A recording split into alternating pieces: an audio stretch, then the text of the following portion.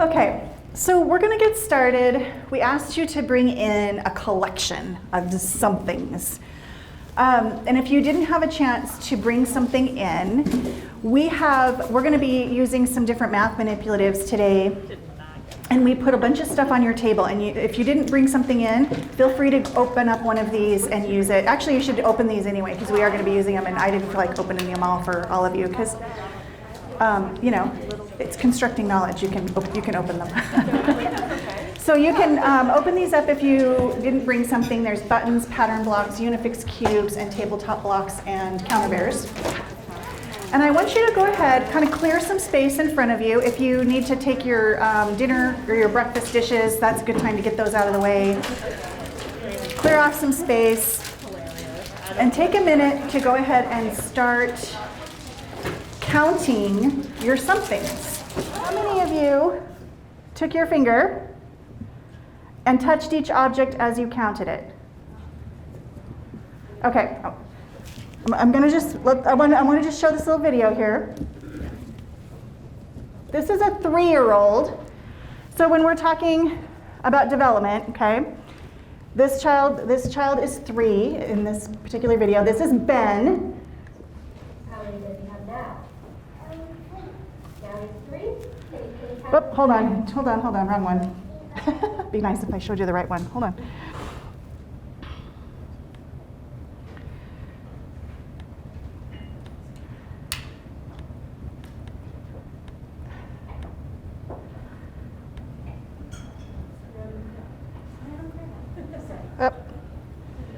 No, okay.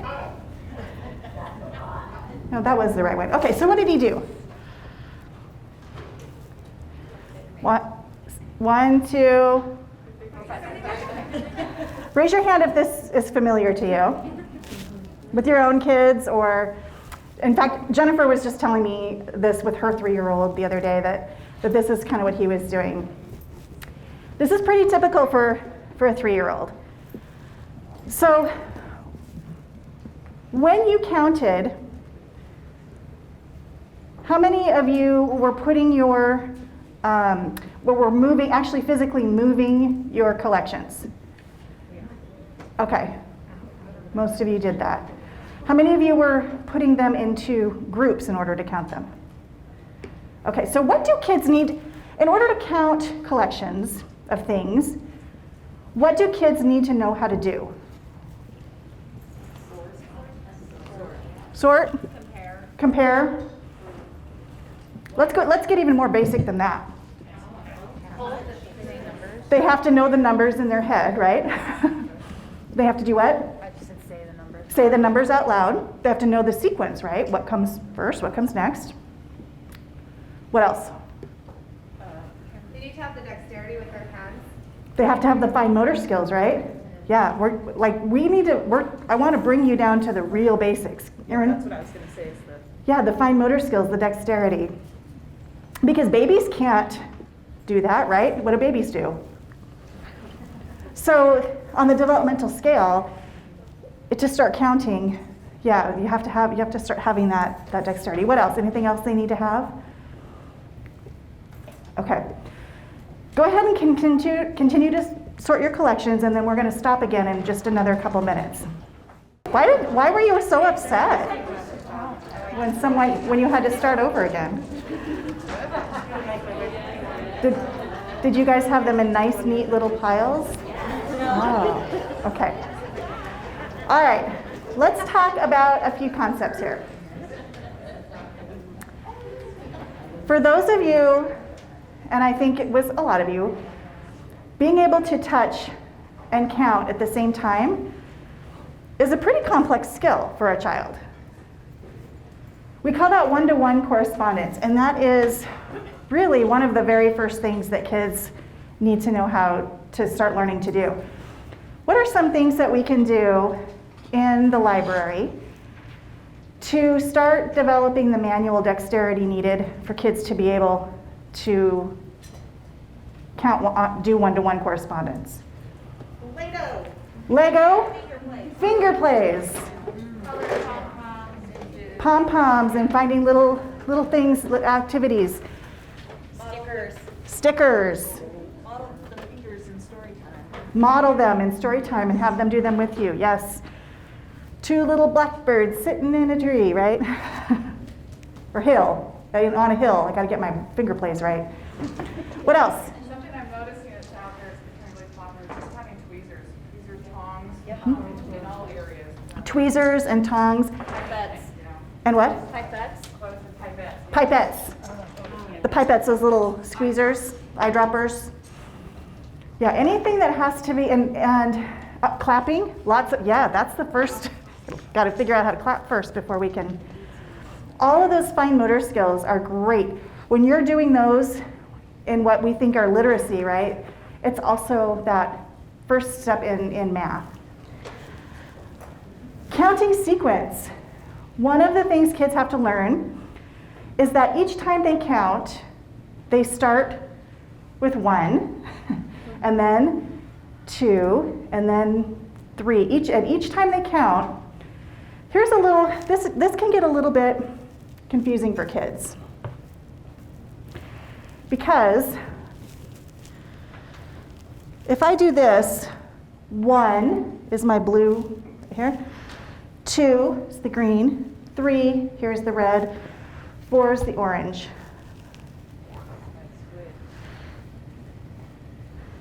One is no longer blue, but we still start with 1, and then we go to 2, right? And if we count the other way, 1, 2, 3, each of them has a different name. And so young children, just counting, instead of giving everything a name, cup, bucket, table, is what they're used to. Now we're getting into some symbolic and abstract thinking, because just counting requires them to no longer give something a permanent name. It's going to have different meaning. That's a pretty complex skill, just with counting. So when you have kids who are 1, 2, 3, 4, 5, 6, 7, that's probably an indication this is something that you can be doing in your library with your passive programming, having your collections out, right? Because that needs to be practiced. Cardinality, when you counted, think back to your collections and go ahead and count out like 5, right? How do you know it's 5? Go ahead and count 1, 2. So cardinality is the idea that once we assign that name of 5 to something, it means we have 5 somethings. There's 5 in that group. That's another really abstract concept for a child to have to figure out. And when they're younger, that doesn't mean a lot. They have a hard time with that concept. And subity is looking at your objects and seeing that the group is a certain amount. This is 4. And having that, and if I mess them up and move them around, it's still going to be 4 because I have that understanding of amounts, it's always going to be 4. So let's look at Ben again here when he is 4 years old, and let's see what he's learned.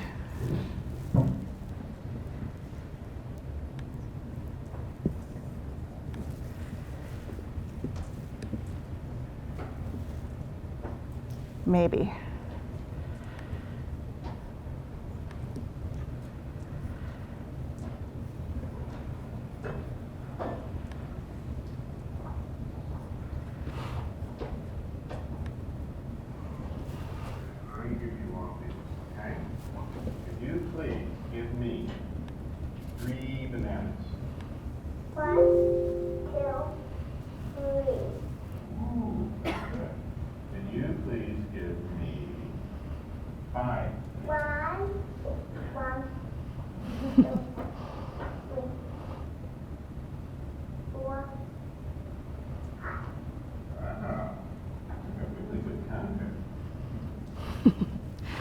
All right, so now he's able to actually do the one-to-one correspondence and cardinality.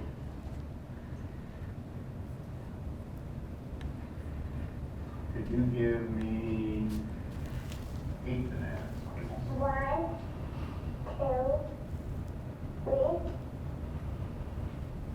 4, 5,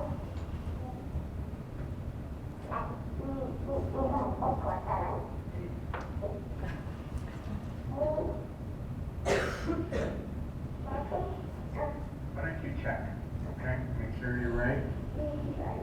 Because this is a 4. Because actually, it looks like a 4. Because actually, when it makes, can you know what? It looks like a 4, you know. It's like a 4. When you write a 4. Is that what you mean? So could you give me 8 bananas altogether? Okay. And we 1, can check. 1, 2, 3, 4, 5, 6, 7, 8. Okay, so now 8 bananas, right? All right, so what did you notice there? Bigger the number, the harder it is. The bigger the number, the harder it is, even from between 5 and 8, right? Anything else you noticed? He actually had 9. He actually had 9. Yeah, he did. He did. He had to start over counting. He kept having to start over. He couldn't just go, okay, I had 6, 7, 8. He had to 1, 2, 3. So why is that? He has to touch it to count it. He has to touch it. That's how the sequence works. He has to start, yeah, with the sequence. That's how the sequence works. He doesn't have subity yet, does he? Okay. He was also trying to rationalize when he wasn't quite getting it. He's like, oh, okay, this looks like if you write the number 4. So he was trying to work his way around, figure out how to get up to that 8. And then when he was encouraged to just do it, he went and he did it, even though we know that he got it wrong. He just went ahead and did it. Right. So if we're trying to teach kids at this age their numbers, does it really make sense to teach them the symbolic number 4 right now? Because they still don't understand what, they need to understand what 4 or 8 or whatever really is, right? Okay, let's look at,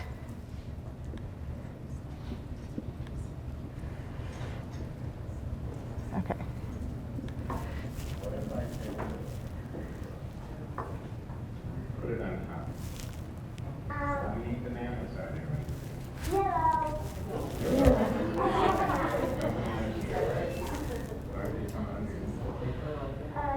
They're all over here. 6, Sure. Let's go. Here, check it. 1, 2, 3, 4, 5, 6, 7, 8. There's still There are 8. 8. Could you tip that? Hold on, I covered up again. Just tell me there are 8, right?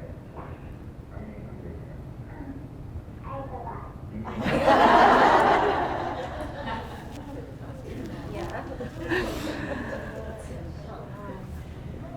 So if you were doing a preschool program in your library for 4-year-olds, I want you to kind of just have some conversations just with the person next to you, not with your whole table, because then everyone will get a turn. The person next to you, if you have Ben here at this stage, talk about some ways you might be able to scaffold him. He doesn't have subity yet, does he?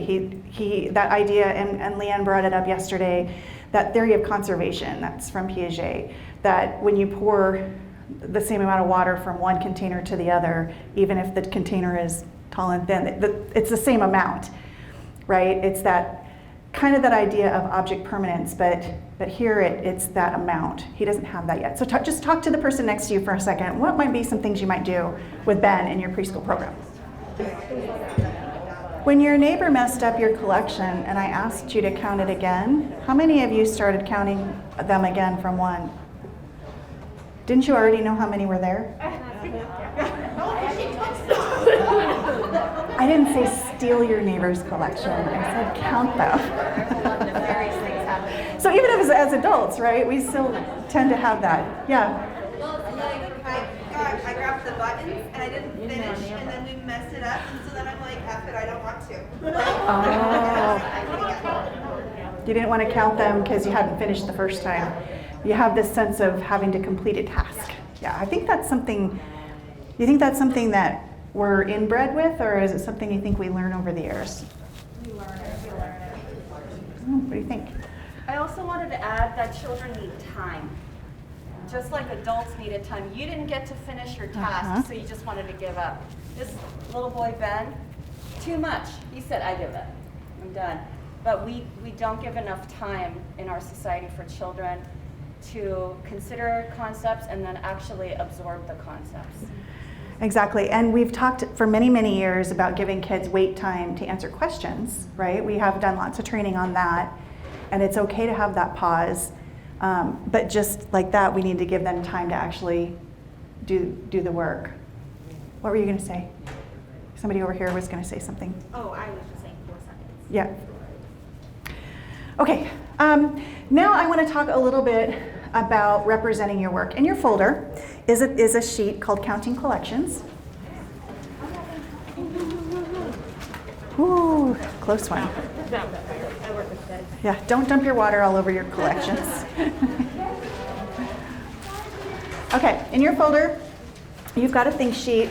This is in the Google Drive, so you can write on this one. I know some of you don't want to like mess it up because you want to use it as a template and make copies of it later, but you have this.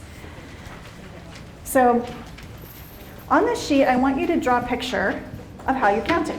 And you can use, you have your marker in your badge, and you have your pen, and then there are some crayons on the table too if you want to get, if you want to like go over the top, you can use your crayons. So what did you notice? What are some things that you noticed in looking at other people's work? Okay, so a lot of people used groups to count. Almost everybody. Sorting. Except for you. You had a pile, and so how did you draw your pile? A pile of bugs. Okay, a pile of bugs. Absolutely. A lot of people sorted by color. Yeah. Oh, some people sorted. Okay. What are some other things that you noticed? I saw some group numbers like 10, like groups of 10.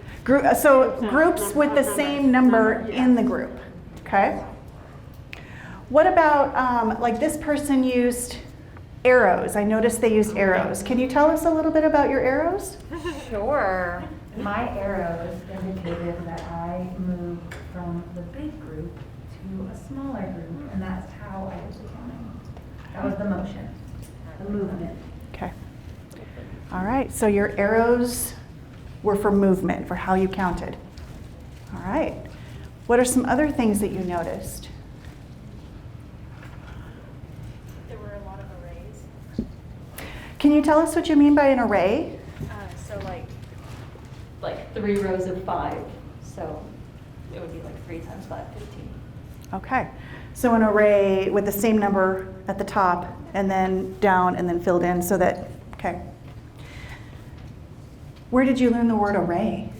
BSU. Yeah, that's actually, yeah. And it is called an array when you have the same number down. Okay, other things you noticed, Amanda? I think my favorite was probably the person who drew themselves. Yeah.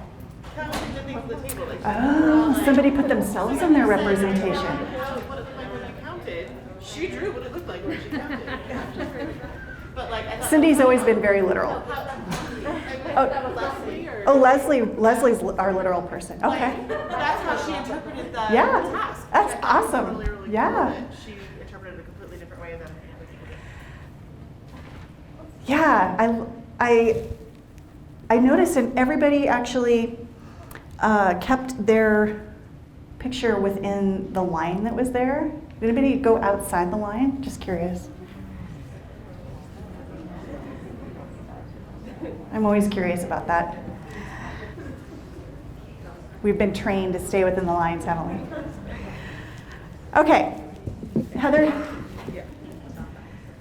So we talk a lot about developmental appropriateness. If you have a toddler group, you want to make sure that the materials you present aren't different colors, different sizes, different shapes, different everything. Because tilt, that child will not be able to focus on the task at hand. So there was a group over here. Annie had, she had some, what do you call them? pipe cleaners, and they were just one color. And she said, this is boring. But I said, what you did is actually very accurate and proper for children who are just learning how to count. So be aware of that as you put materials out, that we can scaffold and adjust to the child in front of us by the very materials we select. Okay, good point. Okay, so representing is it's its own math skill. And if you were to look through even like the K-12 standards in math, for now, you'll see that the communication in math is a really important skill that is in our Common Core standards. It's based on the National Council of Teachers of Math, and that is something that the way that we learned math, we weren't taught to represent, and that's a really important skill, is being able to communicate, not only doing the task, be able to communicate. We communicated in writing, but I just asked you to tell me about your arrows. And so asking kids, tell me how you counted this. You don't even have to have them write it down. They can just tell you. And you can say, hey, that's an interesting, tell me about what you did here. You don't even have to say how you counted. And you'll get look at the rich vocabulary that you can help them come up with. So, you know, like you said, she did an array, but if you notice somebody did that, you can say, oh, you know what? I like how you put that. You know, I noticed you did this with 3 across and 2 down and filled that in. That's called an array. And just kind of move on, right? You don't have to spend a lot of time. So those are all really good scaffolding techniques. But that communication piece for math and science is super, super important. So your essentials, your basic, as you're learning more and more questioning techniques, I notice, I wonder, tell me more, or tell me how. If you can keep those 3 in your pocket all the time, as you're going, somebody asked you a question, you're going to look for a book and you notice a child with blocks. I noticed you put these in this, it looks like you have these in some sort of a pattern. Tell me more, or tell me more about what you did here. That's really interesting to me. Or I noticed this. That's a super easy thing you can do kind of just in passing. So, okay. I want to talk next, where's my clicker? In order to kind of work on that innumeracy piece, what is 4? What is 5? I want you, first of all, when you think about 4, I want you to close your eyes. Okay, think 4. Open them and tell the person next to you what was in your head when you thought 4. You can draw it, you can describe it.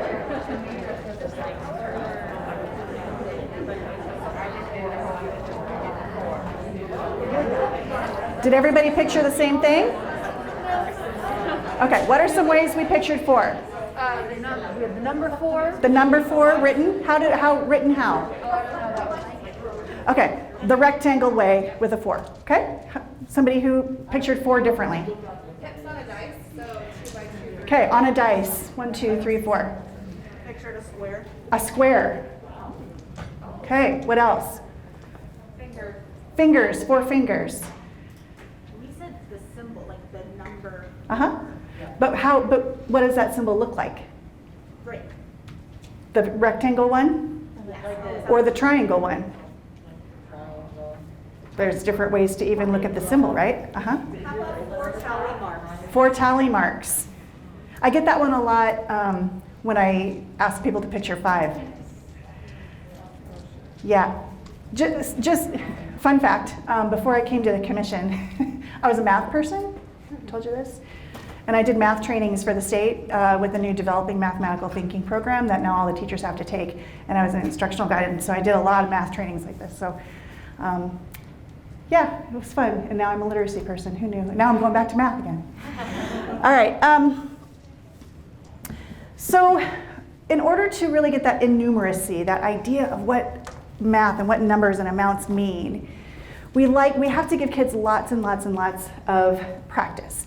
So a really good thing to work on once kids have the one-to-one correspondence, they don't have to have subity, they don't have to, you can just start kind of throwing this out. And you can tell if a kid can do it, they're gonna be interested in doing it.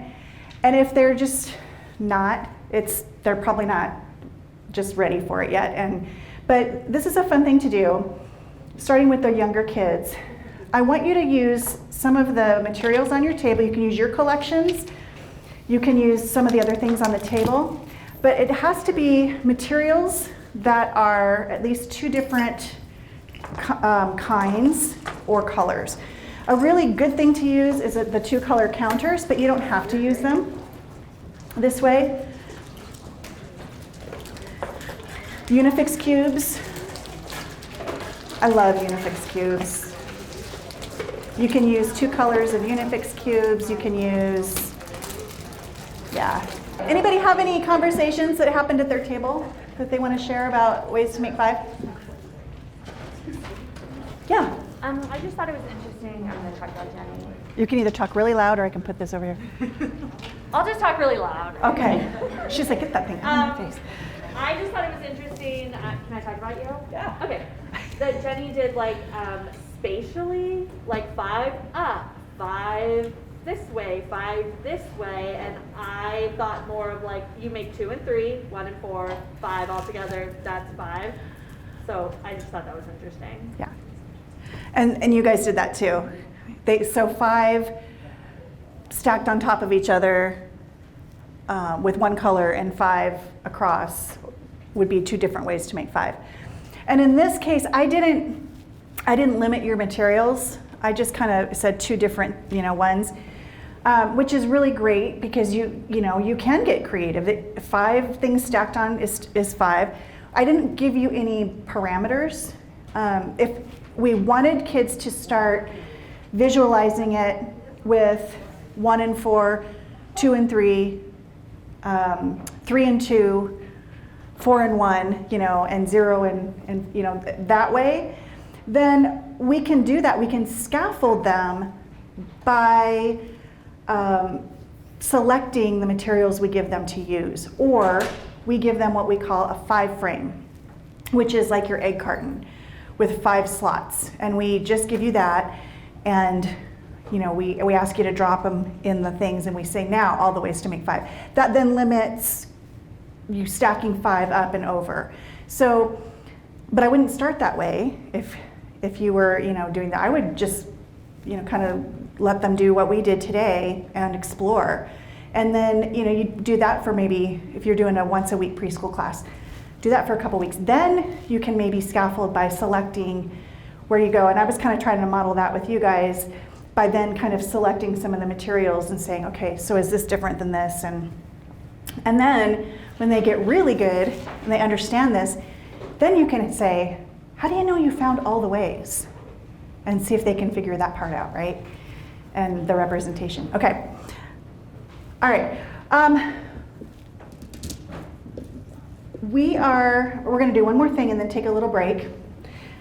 I want you to tell me what you notice. They're donuts. What do you notice about the donuts? Different colors. Okay. Like what? What do you mean different colors? Can you give me an example? Blue, red, white. Some of them are blue. Some of them are red. Some of them are, how do you know they're different flavors? Because you're using your schema. They look yummy. Some have squiggly lines on them. Some are made of different frostings. Some are different shapes. Okay. Maybe actual donuts to really get the concept. Yeah. This would be the point if I were a really good facilitator, where I would then say, in your break you get donuts, but you don't. Okay, when you come back, or actually what I want you to do first, and then we're going to take a little break, is I want you to take your collections or something on the table, and I want you to put them in piles of groups that are alike in some way. Sorting is one of my all-time favorite activities. When I was teaching in the classroom, I had collections of just all kinds of stuff. And we did this at least once a week. And I did it up through like 4th grade, and I used to do it in my son's preschool classroom, all the way up this is something you can do with school age kids and stuff too. But when we're sorting, one of the things, what do kids need to know about objects in order to put them in groups of things that are alike in some way? Some classifications. Differences. They have to know about differences and sameness, right? And so when we're talking about same or different, we're talking about comparing things. And so what do we compare? What are some kinds of things?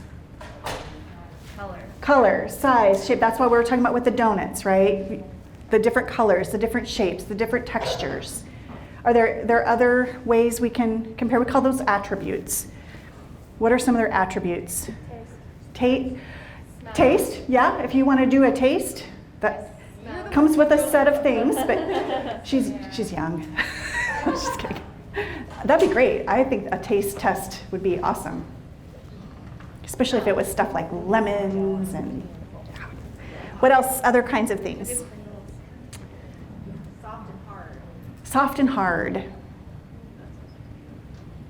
And you can get into specific attributes, right, depending on your material. Like with buttons, right? You could put number of holes or type of, attachment or something. Metals or plastic, the material it's made out of, right? Okay. So when you're sorting things in some way, were you able to share with your table yet how you sorted? Okay, so as adults, I think our brain, maybe you disagree, I don't know. I kind of think that as adults, our brain tends to sort and classify things in kind of the simplest, most efficient way, right? But that's not true for young kids.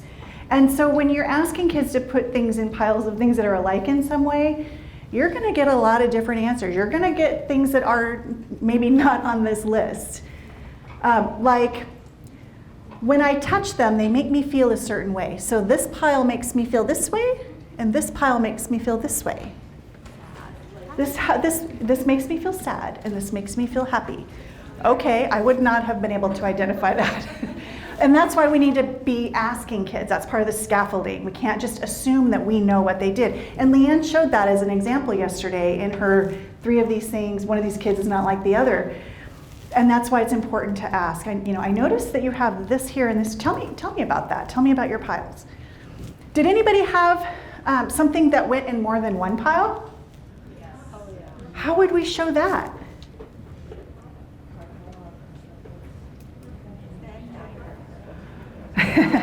Venn diagram. We talked about whether or not to bring in Venn diagrams. We decided not to because we are focusing on that preschool age, but you could, I think, in preschool. And I used Venn diagrams with preschool age. A Venn diagram, does anybody know what I'm talking about with Venn diagram? Sherry, can you just draw it on the chart in case you don't know what a Venn diagram is? I wouldn't start with a Venn diagram because as kids are constructing the knowledge, they can say, I have this, and it could go in this pile, or it could go in this pile, and you can say, well, I'm not going to tell you. What would you say? Tell somebody at your table. Use the words. How would you say that?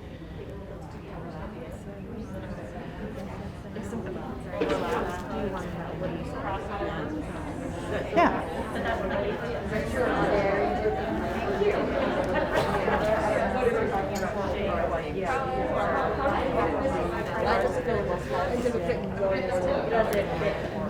Yeah, and I'm hearing that. What if we were to draw a circle and put these and this and these and this, and then what if we were to make our circles go across? And then how would you could then kind of give them some language. You could give them, a piece of string, right? What if we grouped them this way and grouped them this way and then did some crossover? I mean, you can help them kind of figure that out and scaffold them that way. I was an instructional guide for teachers in math, and teachers love Venn diagrams and charts and graphs, but many times they start with the Venn diagram. and kind of tell the kids. And so we try to switch that thinking and say, we come up with the tools when the kids need the tools, when they've decided that they need it, and then we can help them to find it. Here's your next challenge real quick, and this is the last little thing we're gonna do here for a minute. I want you to take all of your collection and put them into 2 piles.